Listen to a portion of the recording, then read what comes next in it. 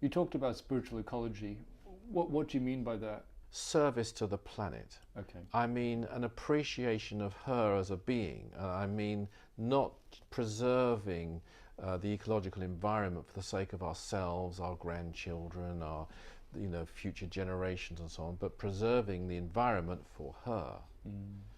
And I also mean working at a spiritual level, such as some of the missions of the Aetherius Society do. Mm. They work directly at a spiritual level to bring ecological change. Mm. In other words, rather like a spiritual healer with an individual, by balancing out and harmonizing and healing the aura of the patient, it must reflect on the physical.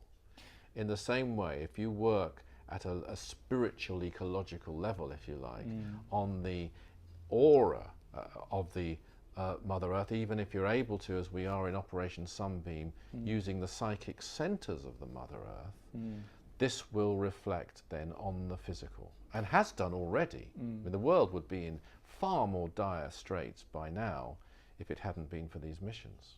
So, a lot of people, when they talk about the earth, it seems like what they're really talking about is nature and giving the appreciation to nature, Yeah. and just sending out, that love and that gratitude to nature as a whole around the world. But what you're talking about sounds much more direct about the earth itself as an entity. Yes, if you're able to send energy, and this is an advanced concept, directly. And by the way, we, the physical human members of the Aetherius Society, can't do this. We need help to do this, and that's why the fact that we cooperate with the gods from space, and they can do it, we can play a part in it, then energy can be sent, as you say, not into the ethers around the Earth, or the devic realms around the Earth, but directly to the planet herself. And it's not that she needs this per se from us, but it's the fact that we do it,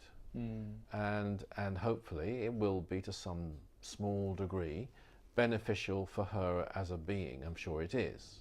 And therefore, now having said that though, every time you do the seventh blessing, you're performing a karmic act, because even though the energy that you send out will not go directly into her being, it will be a representation of your devotion. And the more devotion you feel when you do that seventh blessing, the more love for her that you feel and that you express, the stronger will be that karmic effort, if you like, to balance the gross imbalance at the moment between us and her.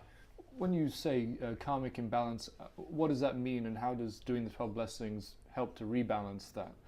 What it simply means is that we, the human race, have an enormous, massive, unpayable debt to the Mother Earth. And if you look at our history and you look at earlier civilizations, Lemuria, Atlantis, and the devastation that was wrought, and you can see clearly in ancient records that atomic weaponry was used before this generation, way back hundreds of thousands of years ago, actually.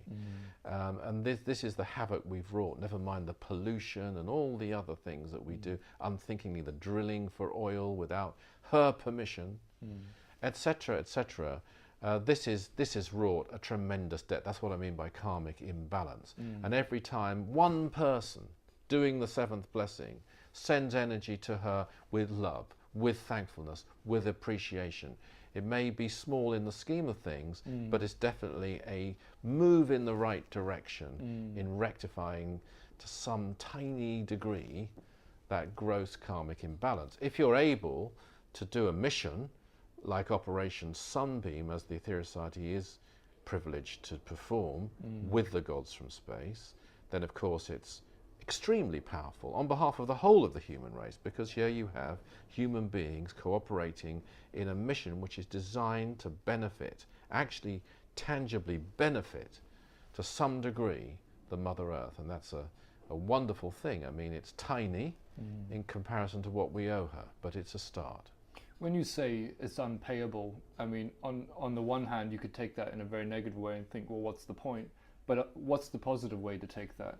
Well, it's by unpayable, I mean in its entirety. Okay. Because there's simply nothing that we can do that she needs that we can repay her with. But you know, there is a concept of divine cancellation, and you know, we should still do all we can, and we should still, I mean, the one big thing we can do, as well as practicing the seventh blessing and sending our love and appreciation to her, is work tirelessly to bring spiritual change on this earth so that humanity changes as a whole. And every time we do the 12 blessings online, it's changing humanity as a whole to some degree, and in a direct manner, not an indirect manner like a yogi meditating in a cave. That does affect humanity, but indirectly in a way. This is a direct impregnation of energy outwards through the 12 blessings, and that is going to help her because she has decided to wait. It won't go on forever though, because greater beings even than her, the supreme lords of karma, for example, will one day say, no, that's you must change now.